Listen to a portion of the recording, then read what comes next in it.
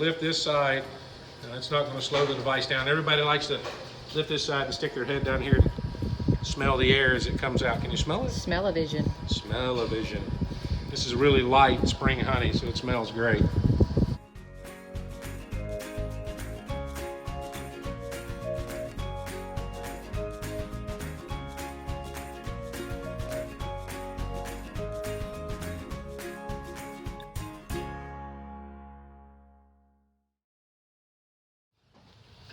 What's going on, bee herders?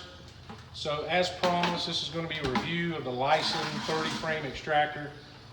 If you've been watching, you saw our unboxing video and you saw a little video of it during our first honey harvest of the season. We're on our second harvest of the season, somewhere around 100 to 150 gallons today, more to come. And so far we are extremely pleased with this extractor. We previously had a Maxant 20 frame, and I love that extractor too, but this one has been an exponential leap in capability and performance. Some really cool features of this. One I think I like the most is the location of the honey gate. It is very low in the well as compared to the Maxant. So with the Maxant, at the end, you kind of had to tilt it and rake out a bunch of honey, but this one sits right at the bottom. There'll be very little that's left in it upon completion of the cycle. The bottom is much more sloped than the Maxant as well. As I stated in the unboxing video, this is a programmable controller.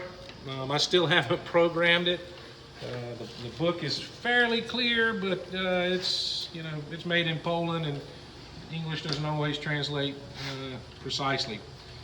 But it has from 0 to 10 speed setting, and it goes through a programmed ramp up from 0 to 10, so it doesn't immediately try to go to 10. It works its way there slowly, and it will run for 15 minutes before it cycles itself back off. And we've probably found that for greater than a third of that 15 minutes, it will be at the top end speed. Safety switch on this side of your access. So if we lift this panel here, it will shut off. This side has hinges just like that side, but comes from the factory bolted down, a little bolt with a rubber washer. But we took that off. Now we can hinge this side up as well. But it's not safety protected. So if we lift this side, it's not going to slow the device down. Everybody likes to lift this side and stick their head down here and smell the air as it comes out. Can you smell it? Smell-o-vision. Smell-o-vision.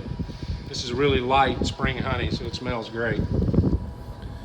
I heard some complaints. There's not a lot of reviews online or anywhere on this extractor. But some of the ones I read, we complained about it whining and making a lot of noise. It makes no noise.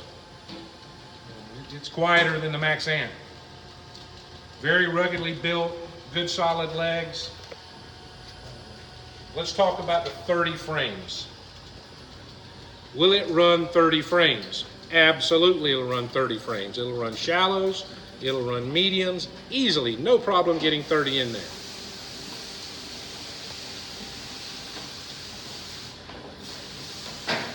You can see this is a medium. It's well spun out, no issues, no honey left. And this coupled again with that Simple Harmony Farms uncapper over there, works like a champ. So shallows and mediums, no issue getting 30 in. Deeps. This is a Pierco triple wax deep. You can see it is spun out fine. 30 of these, no problem, because of how narrow the bottom is.